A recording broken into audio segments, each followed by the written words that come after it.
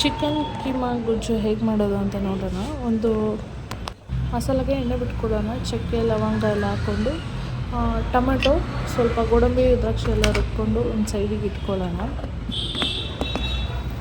ಎಲ್ಲ ರುಬ್ಬಿದ ಪೇಸ್ಟ್ನ ಮತ್ತೆ ಸಪ್ರೇಟ್ ಮಾಡಿ ಚಿಕನ್ನ ನಾವೇನು ಕಂಡ ಪೀಸ್ ತೊಗೊಂಡಿರ್ತೀವೋ ಆ ಪೀಸ್ನ ತೊಗೊಂಡು ಸಣ್ಣಗೆ ಕಟ್ ಮಾಡಿ ಮಿಕ್ಸಿ ಜಾರಿಗೆ ಹಾಕ್ಕೊಂಡು ರುಬ್ಕೊಳ್ಳೋಣ.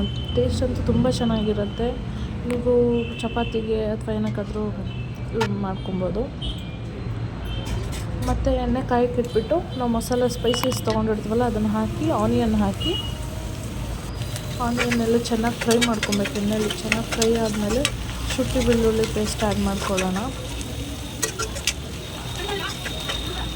ಶುಂಠಿ ಬೆಳ್ಳುಳ್ಳಿ ಪೇಸ್ಟ್ ಎಲ್ಲ ಹಾಕ್ಕೊಂಡು ಚೆನ್ನಾಗಿ ಫ್ರೈ ಮಾಡಬೇಕು. ಅದನ್ನು ಹಸಿ ವಾಸನೆ ಹೋಗೋವರೆಗೂ ನೀವು ಫ್ರೈ ಮಾಡ್ತಾಯಿರಿ.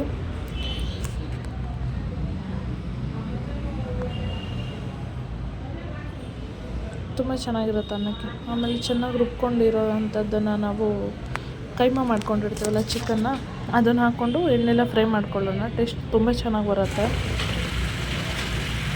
ಹಾಕ್ಕೊಂಡು ಸ್ವಲ್ಪ ಏನಾದರೂ ಮೂಳೆ ಇದ್ದರೆ ಅದನ್ನು ಹಾಕ್ಕೊಳ್ಳಿ, ಉಪ್ಪು ಹಾಕ್ಕೊಳ್ಳಿ.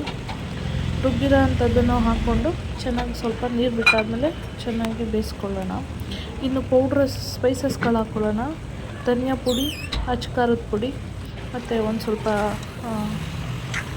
ಅರಿಶಿನದ ಪುಡಿ, ಚಿಕನ್ ಮಸಾಲ, ಗರಂ ಮಸಾಲ ಹಾಕ್ಕೊಂಡು ಚೆನ್ನಾಗಿ ಫ್ರೈ ಮಾಡಿಕೊಂಡು ನಿಮಗೆ ಎಷ್ಟು ಕನ್ಸಿಸ್ಟೆನ್ಸಿ ನೋಡಿಕೊಂಡು ನೀರು ಹಾಕ್ಕೊಳ್ಳಿ. ಆಮೇಲೆ ಸ್ವಲ್ಪ ಬೆಂದಾದಮೇಲೆ ಹಸಿಮೆಣ್ಸಿನ್ಕಾಯಿ ಕೊತ್ತಂಬರಿ ಸೊಪ್ಪು ಹಾಕಿ ಒಂದು 5 ಮಿನಿಟ್ಸು ಕುಕ್ ಮಾಡಿದ್ರೆ ಚಿಕನ್ ಕೀಮಾ ರೆಡಿ.